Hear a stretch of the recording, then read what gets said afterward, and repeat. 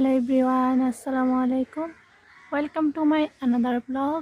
আজকে মূলত দেখানোর চেষ্টা করব আমাদের যে কলা গাছটাতে কলা ধরছিল।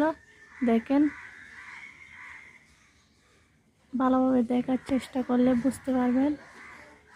সেখানের মধ্যে একটা কলাও অবশিষ্ট নয়, সবগুলো কলা খেয়ে ফেলছে কাঠবিড়ালি। তো একদমই সব কলা খেয়ে কীভাবে করে ফেলছে দেখেন। তো মুছাটা আছে এখনো, এটা খেতে পারে নাই, কলা সবগুলো খেয়ে ফেলছে একদম। তো এখনো কাটতে পারে নাই, কারণ এটা একটু বেশি গা হয়ে গেছে, চালের উপর পড়বে। তো এরপর আমি আপনাদেরকে দেখানোর চেষ্টা করব ড্রাগনের ফুল। এইগুলা হচ্ছে ড্রাগনের ফুল, ফুটছে, এখান থেকেই ড্রাগন হবে। তো এগুলা হচ্ছে আমাদের ড্রাগন ছাড়া, দেখেন অনেকগুলো ফুল আসছে। আর এইটা হচ্ছে তুলসী ছাড়া, যেগুলো ভর্তা বানাই খেলে পাতাগুলো দিয়ে সর্দি, ঠান্ডা, কফ এগুলো একদম পরিষ্কার হয়ে যায়।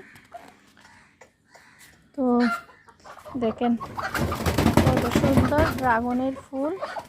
দেখেন এখানে মুরগিগুলো কি অবস্থা করতেছে, হ্যামের মুরগিগুলাকে কি করতেছে। ও বেশি একদম মুরগির পিছন পিছন করে সব সময়। তো আমি ড্রাগন, দেখেন ড্রাগনের ফুল এগুলো কত সুন্দর, অনেকগুলো ফুটেও গেছে। তো একটা ড্রাগন আমি অনেক দিন ধরে দেখে দেখে রাখতেছি, এখনও পাকতেছে না। তো এখন আমি আপনাদেরকে সেই ড্রাগনটা দেখানোর চেষ্টা করব। আসলে রোদের মধ্যে যখন রোদ বেশি পড়ে তখন ড্রাগনগুলো একদম তাড়াতাড়ি পেকে যায়, বড়ও হয়ে যায় তাড়াতাড়ি। কিন্তু এখানে হচ্ছে একদম রোদ পড়ে না, একদম রোদ নাই, তার জন্য ড্রাগনটা এতদিন হচ্ছে তারপরে এখন পাকতেছে না। এখন ফুলও চলে আসছে আরেকবার, কিন্তু ড্রাগনটা এখনো পাকতেছে না। এই ড্রাগনটা দেখেন পুরা দুই একদিন হয়ে এই ফুল আসার আগে থেকে হচ্ছে যে ড্রাগনগুলো ধরবে এটা পেকে যায়, মানে ফুল আসার আগে। কিন্তু ফুল এখন বড় হয়ে গেছে, তারপরে ড্রাগনটা এখনও পাকে নাই, কারণ এখানে রোদ পড়তেছে না তার জন্য।